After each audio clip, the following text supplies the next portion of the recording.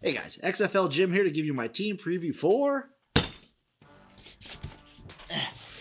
the DC Defenders. Okay, so DC Defenders are an interesting team.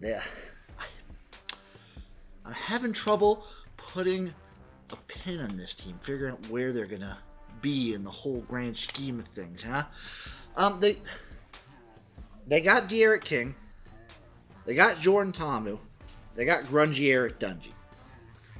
Between King and Ta'amu, I don't know who's going to get the start. Ta'amu has the Spring League experience, but I think De'Aaron King has a little bit more tools to him. But anyway, before I get into the quarterbacks, let's talk this staff. Reggie Barlow, Fred Keiss, and Greg Williams. Interesting group.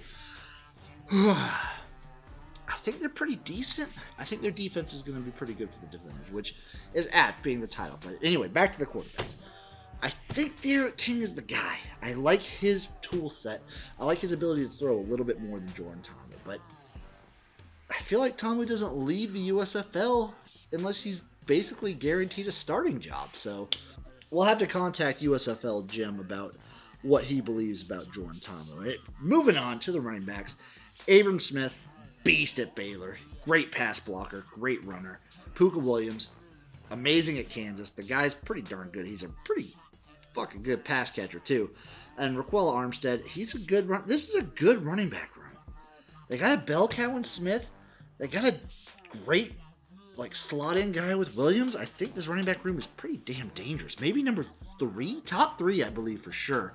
Wide receiver rooms, I think it's decent. Getting guys like Ferguson, Ezzard, Jackson, I think it's fine. I'd put it in the top half, but maybe like number 4 or 5 for the receiving room. I think they're going to be fine.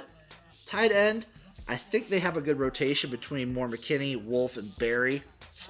They got a lot of athleticism for the tight ends. I think they're going to have like a decent setup here. These are the types of players where you don't know much about them coming in, and then they come in and shine. So this tight end room for the Defenders is going to be something I'm keeping an eye out on. Moving over to the offensive line, they're great at running back. They got a QB. I think they'll be like top half, but the offensive line, Stormont, Hayes, I think it's going to be fine. I think they're just going to be fine, which means they're going to start slow and kind of build together, and then probably around week 5 you'll see this offensive line really take hold, and that's when we'll know what we're going to get out of the Defenders. They're going to be a team where we don't really know much until week 5, until the midpoint of the season. Similar reason on defense. I think they're going to be all right. I like their linebacker room. I like guys like Hines. I love Reggie Northrup. DBs leave a little bit to be desired, but I think they're going to be all right. I'm going to be honest, this is one of my hardest teams to peg down just based off a roster. I like Daniel Whelan as a kicker. He's fine. McCrane's all right as a punter. I think the Defenders are going to be sort of...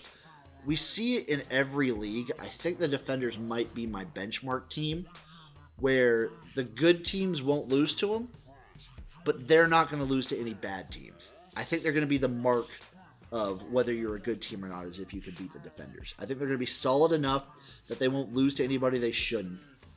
But I don't know if they might get like 1 or 2 upsets. Otherwise, I think they're going to be a middle of the pack team. They're probably going to be around that 5 spot hanging around. But love the logo. Love the colors.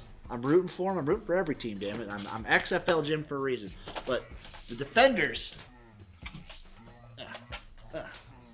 I think you're gonna be mid, the mid-fenders. Maybe let's get that trending, mid-fenders, huh?